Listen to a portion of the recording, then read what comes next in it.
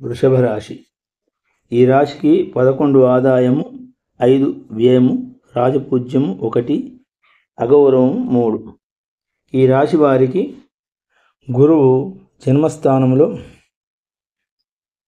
తదుపరి ద్వితీయ స్థానంలో రావటం వలన వీరికి సకల ధన సంపదలు అన్నీ కూడా కలుగుతాయి. తదుపరి తృతీయ స్థానంలో ఉండడం వలన వీరికి అశుభాలు జరిగే అవకాశాలు ఉంటాయి. ద్వితీయ స్థానంలో ఉన్నప్పుడు మాత్రమే శుభకాలు జరుగుతాయి. తర్వాత శని ఈ రాశి వారికి 17/4/2025 వరకు మరల వీరికి ఉంటారు. తర్వాత 11/10/2025 నుండి 10/1/2026 వరకు కుంభంలో దశమస్థానంలో అశుభవటం వలన విచారము, మనోవిచారము, చిక్కులు, సమస్త విషయాలయందు వ్యతిరేకత ఫలితాలు కలుగుతాయి.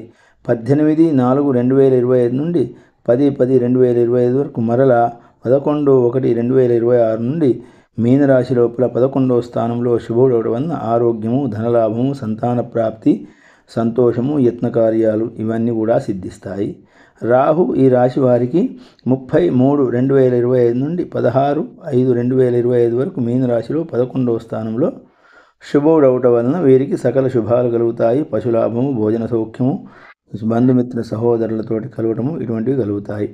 తర్వాత కేతు ఈ రాశి వారికి 30/3/2025 నుండి 16/5/2025 కన్యాస్థానంలో 5వ స్థానంలో ఉండటం వలన కార్యభంగము, మనోవిచారము కలుగుతుంది. తదుపరి 17/5/2025 నుండి వత్సరాంతం వరకు సింహరాశిలో 4వ స్థానం లోపల ఉండటం వలన పాపకార్యాలు చేయటం కలుగుతుంది. కాబట్టి రాహు, కేతువులకు మరియు శనికి, గురువులకు వీరు జపతపాలు చేయించుకోవడం విశేషమైంది. వీరు లలితా సహస్రనామ పారాయణం నిత్యం చేసుకున్నా సరిపోతుంది. లేదంటే నవగ్రహ పాశుపదము, నవగ్రహాల దానాలు, హోమాలు చేసుకోవడం, లేకుంటే సిద్ధి వినాయక స్వామి యొక్క లక్ష్మీ గణపతి హోమం చేసుకోవడం విశేషమైనది.